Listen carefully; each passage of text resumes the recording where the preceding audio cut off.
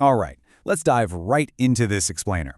Today, we're unpacking a really fascinating philosophical framework, one that completely flips how we view our everyday struggles, how we look at charity, and even how we understand physical illness.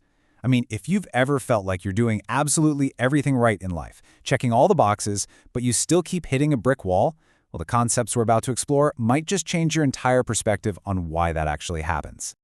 The whole thing kicks off with this incredibly relatable question from a student.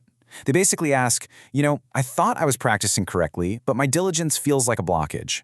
Have I been acting out of misguided greed? And man, that perfectly captures that creeping, super frustrating fear we've all had, right? That feeling where, despite doing everything right, being totally disciplined and working incredibly hard, you are just completely stuck. According to the lecture, the trap here is actually our own rigidity.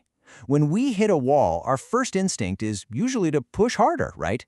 To stubbornly try to fix our path by just doing the exact same thing, but louder. But the speaker posits that true progress comes from the exact opposite approach. Instead of calculating the outcome or trying to force a specific result, we should be absorbing our experiences cleanly, just taking them in. Okay, so to really grasp this framework, we actually need to completely redefine the word study. Because here, study doesn't mean sitting at a desk with a giant textbook, not at all. It refers to the spiritual and life growth you achieve by absorbing lessons through your daily interactions. Specifically, it's about observing and genuinely understanding the hardships of the people around you. Section 1. Work and money as connective tools. So how does this actually apply to our daily jobs and our bank accounts? Well, the source aggressively challenges our traditional view of labor and wealth. It explains that working hard for someone, or just throwing money at them, doesn't directly solve their core underlying problems. Work and money? They're not the end goal of our interactions. They're merely tools. Expedients, really.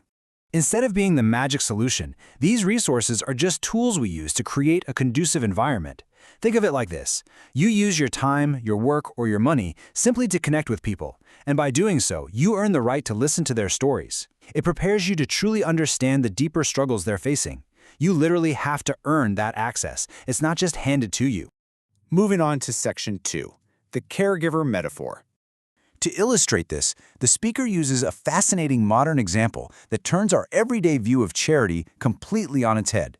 To put this into perspective, right now, there are approximately 3 million caregivers working in the country, dedicating their time to assisting the sick, the elderly, and the immobile. That is a massive segment of the population doing what we normally view as a purely noble sacrifice. Now, here's the curveball. Are these caregivers truly just sent there to do a good deed for difficult people? I mean, are they just providing a service for someone who can't move their body anymore, even if that person has the money to hire help? The source argues a definitive no. Absolutely not. Caregivers are actually sent into these highly difficult environments to study. Remember our new definition of study? They are there to learn exactly why that patient ended up in that bed. Why? Because the caregiver possesses the exact same potential to suffer that very fate if they don't learn how to live correctly. And this brilliantly highlights the philosophy's ultimate warning label. If you go into that environment, just judge a cranky patient, complain about the hard work, and totally miss the life lessons staring you in the face, you are destined to become the patient yourself. And let's be honest, nobody wants to be the cranky patient.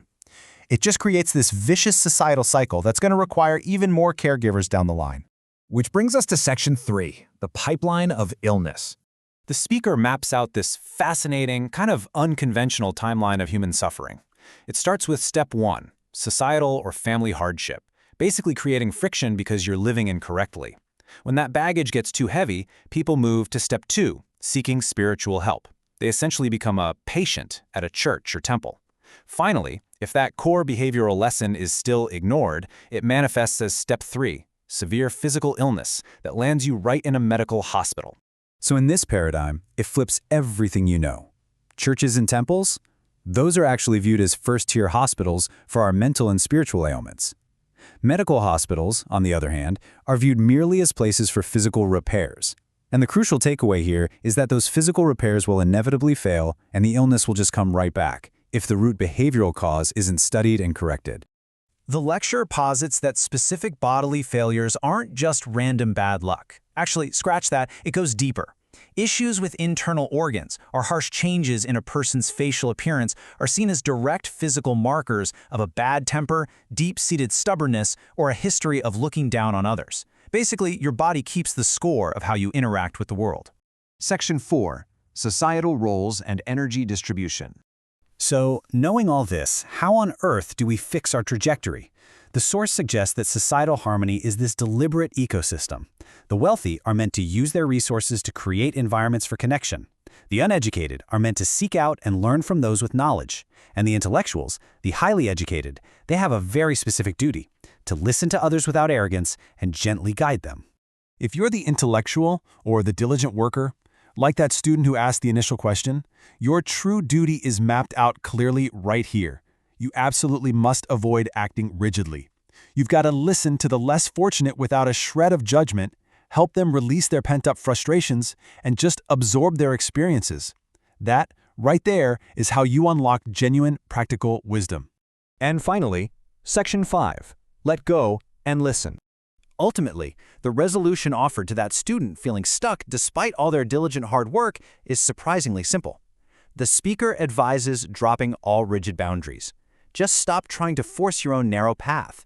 Meet the people in your environment exactly as they are. Listen to them cleanly without trying to instantly fix them. And honestly, just have fun with the process of connecting.